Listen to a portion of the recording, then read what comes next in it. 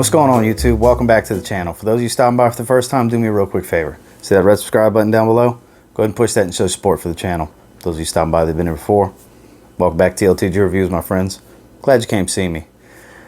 So, part 3 in my top 10 winter fragrances list. This is the final piece. This is my niche list. Now, this is based off of what's in my collection. I do have more niche fragrances that could have fell into this than just the 10. There's not going to be any honorable mentions. This is just my favorites, what I'm going to be reaching for the most out of what I do have that is powerful enough to cut through this cold this winter. So starting off is actually my scent of the day. Very, very heavy rosewood, as the name implies, and a lot of benzoin, which is right up my alley. I'm kind of in love with benzoin right now based off my love affair with Creation E from Roja Parfums right now. But this is Goldfield Banks. This is Desert Rosewood. This is one of my decants from Unique You. This is the second time I've worn this, and I gotta say, it radiates a warmth, and it's unique because it's such a heavy rosewood. This is by far the heaviest rosewood I've ever smelled. It has a uniqueness in my collection, so it really stands out. And once I do run out of this decant, which is gonna take me a little while, this is full bottle worthy to me. And this is one that I'm gonna be consciously reaching for more and more now that we're having some cooler days for sure. So at number 10 spot, Goldfield Banks, Desert Rosewood. Number 9 spot, another one, I only have a decant from Unique You. Same thing, when I run out of this decant, I will be getting a full bottle. This is definitely full bottle worthy. You gotta like rose and coffee, and that's because it's Montale Intense Cafe. Another one, heavy coffee in the opening. The dry down starts to transition more into deep rose. If you're not a rose lover, you're not going to like this. Don't just think coffee and it's going to be the one. It's beautiful, but you got to like rose as well. I haven't tried Ristretto Intense Cafe. I understand that's the opposite, where the dry down's more coffee than it is rose. Whereas with this one, the dry down's more rose and the opening's where all your coffee is in the mid. But number 9 spot, definitely a great cold piercing fragrance for this time of year. Montale Intense Cafe. Jumping into number 8, one that it's love-hate. Some people love it. Some people absolutely hate this fragrance. I happen to lean on the side that loves it. I think this is a spicier take with kind of a rubbery note to it on Baccarat Rouge 540 in a sense. Like, I get the vibe, but it doesn't smell like it to me. But this is from Parfums de Marly. This is Kalan. That's right. I like this fragrance a lot. I love the way it smells. It's very, very spicy. It radiates off my skin. It doesn't smell like anything else I have, for sure. Another one that's unique in my collection. Very, very happy to have it. Yeah, this 4.2 ounce bottle is going to last me a long time, but hey, that's what I was going for. So, one that I would definitely sample or get a decant before buying. Links in the description for Swift Scents if you want to check them out. They have stuff like this that you can get 5 mLs, 10 mLs. I believe you can even get 15 ml decants. Very good prices. Check them out. That's actually where I got this bottle. This was compliments of Raymond and Deborah over at Swift Scents. Very good people to work with. And you can try out stuff like this before you buy it, because getting a full bottle of these is a big commitment because they are not cheap. So number 8 spot, whoa. Bloopers. They happen sometimes. Good thing I have carpet, because that could have been a disaster. So number 8 spot, Parfums de Marly, Kalan. Then moving in to number 7 spot, we're sticking with the same house. This is another one not everybody's a fan of, but I find the majority do like it. It's a bitter almond note with heavy vanilla. It lasts for hours and hours and hours and hours. It's from Parfums de Marly, Pegasus. I like this one even more. I'm starting to see why Parfums de Marly is so popular now that I've gotten 4 fragrances from the house. They're very, very good. They have some that are a little bit safer. They have some that are a little bit more daring. They have a little something for everyone. Compliment getters, sweet fragrances, dark fragrances. And I'll tell you what, this one, it's got kind of a milky quality in a sense with the way that vanilla mixes with the creamy and bitter almond. It's beautiful. I absolutely love the way this one smells. I've only worn it a few times so far, but I'm definitely pulling for it more and more as it gets cold. Parfums de Marly Pegasus, pretty much a must-have at this point now that I got it.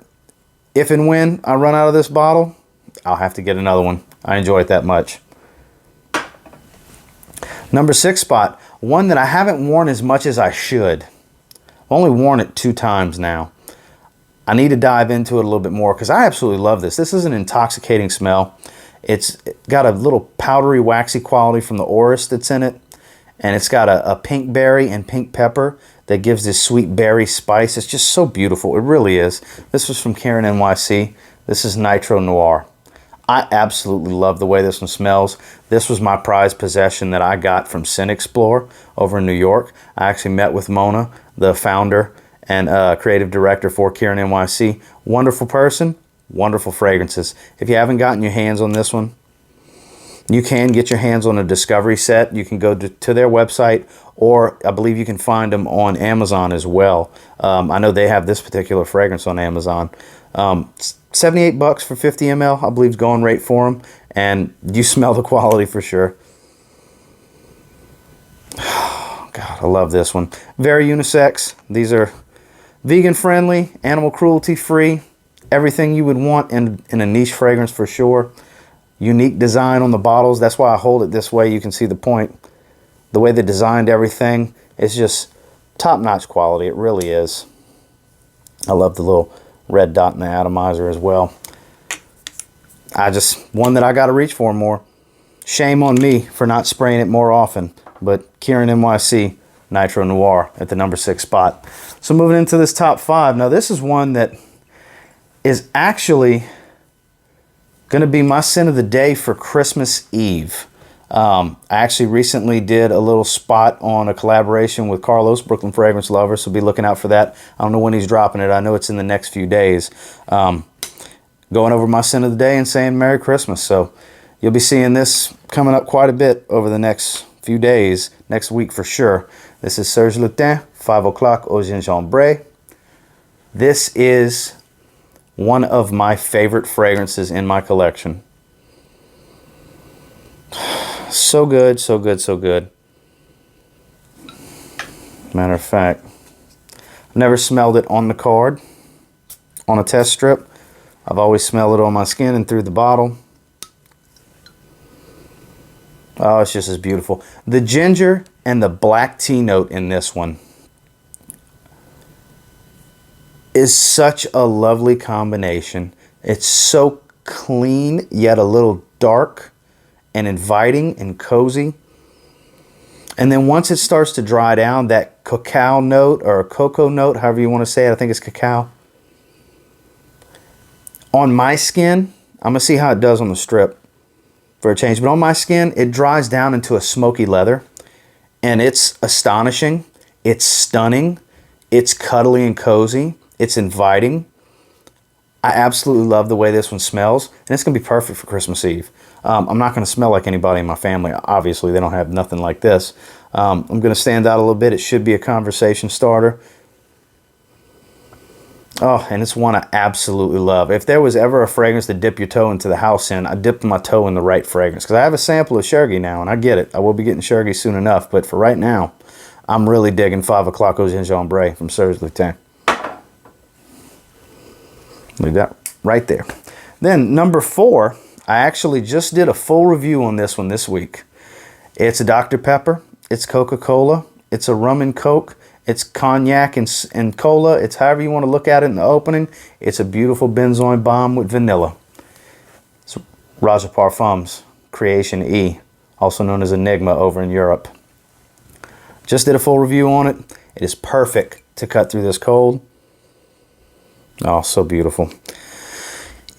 I actually have, where's it at? The tester strip right here from the review from the other day. Still get plenty of vanilla, and I did that review 2 days ago. That was on Monday, and I still got vanilla on this test strip. It's just, it goes and goes and goes. It's beautiful. It's got a class to it. This is one that, if you're underdressed, can kind of wear you in a sense, unless you're just a supremely confident individual such as myself. I'll never let a fragrance wear me. I definitely wear the fragrance. I'm not too afraid to wear anything bold. And this is not bold by any means, but it's definitely different. It does not smell like your average fragrance. It's not mass appealing. It's definitely of the highest quality. And it's got a fizzy beautifulness, effervescent quality in the opening, that boozy Coke vibe. And then that dry down just gets better and better. This is one that just gets better and better and better as time goes on throughout the day. So one that I strongly suggest, like I said earlier, links in the description, Swift Scents. Get your hands on a decant and try it out. You may end up wanting to get a bottle, or at the very least get you a pretty sizable decant that'll last you a while, because this thing is amazing. Roja Parfums, Creation E, also known as Enigma in Europe. Jumping into this top 3. So with this one, there's actually an ongoing debate. So I just saw Chris Fragmental, his winter designer list, and this was on there as a designer. Now, in the past, this brand was a luxury designer.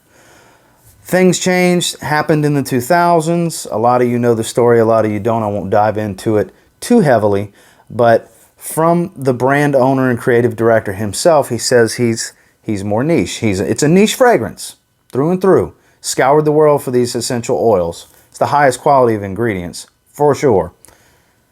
And the only thing he has that's branded, that's being sold, is the fragrance, now an aftershave lotion and a grooming oil. It's Zaharoff Signature Pour Homme. I know that was a whole lot of build-up, but I just wanted to explain why it's on my niche list. When it's on other people's, it's kind of back and forth. Like I said, I saw Chris's video today, and it was on a designer list. And then on Justin, Stay Fresh Productions, it was on his niche list. And you know what I mean? It's kind of a back and forth, because in the long run, once George gets if he does go the route of getting his suits and his clothing and all these different things back, yeah, he'll fall into designer luxury with a niche fragrance for sure, because everything he touches is quality. That Z stamp right there, that Z logo, that's quality. You know how much I love the brand. There's a damn poster right there. I got Zaharoff test strips right here. And the fragrance, it's amazing. It really is. It's so good. It's year round. As the temperatures change and your body heat changes, the fragrance changes. It's truly a signature scent. You're going to smell different things at different times of the year. Right now, it's a lot more resinous with this cooler weather. So Zaharoff Signature Pour Homme, one that if you haven't tried yet, go to Zaharoff.com and request a sample, because once you get a sample, there's a really strong possibility you're going to want to get a bottle, because it's damn good. Moving into number 2. So that kind of praise went into number 3. You know 1 and 2 are damn good. And you know what? They sure are, because it's Mancera Red Tobacco. Oh yeah. Powerhouse at its finest. The incense, the tobacco, the sweet notes in this one. It's long, it's loud, it's compliment getting. It's bold because it's so powerful, but so many people are going to enjoy the aroma. Oh, so good. My God. It's an amazing fragrance. Speaking of Christmas, let me go ahead and double check my rotation for next week real quick, I believe. Yeah, I got it earmarked for Christmas Day. So 5 o'clock au gingembre is going to be Christmas Eve. Red Tobacco is going to be Christmas Day. So old TLTG is coming out pretty hard for Christmas, trying to set itself apart from the rest of the family members. You know what I'm saying? Mancera Red Tobacco, another one. I implore you, get a decant.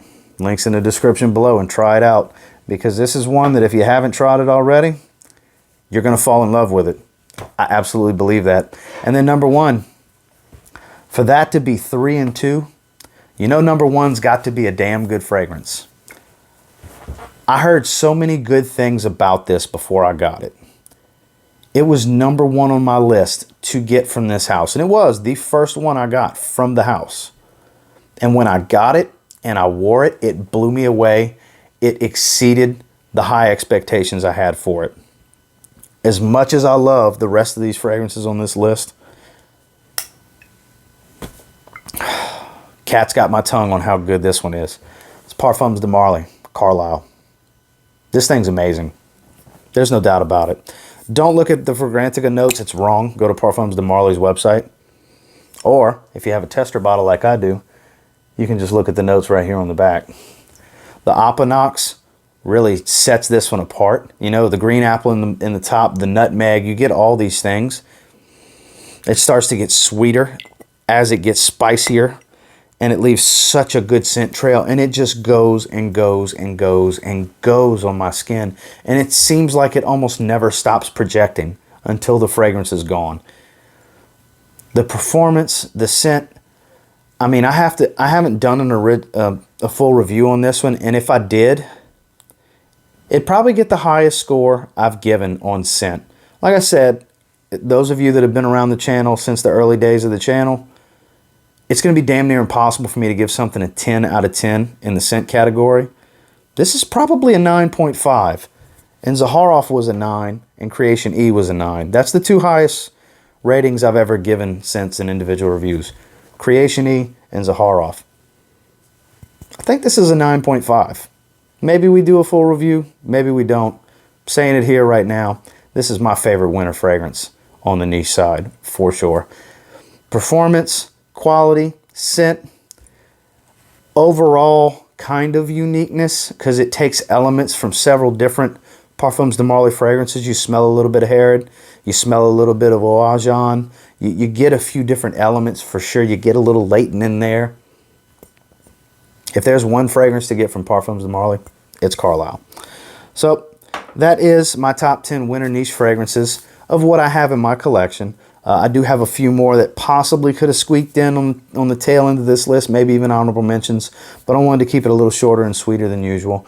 So as always, guys, do me a real quick favor. Go ahead and like, comment, subscribe. I do appreciate all the feedback. I love hearing from you guys. Let me know, what are you going to be reaching for the most this winter? What are you planning to reach for the most this winter? Maybe towards the end of the winter, maybe I'll do kind of like what Justin does and do a recap and let you know what I actually wore the most as compared to what I planned on wearing the most. So I will say this, guys, until next time, if you get your hands on any of these, and you give them a spray now, I'm extremely confident that you'll thank me later. Have a happy holidays, guys.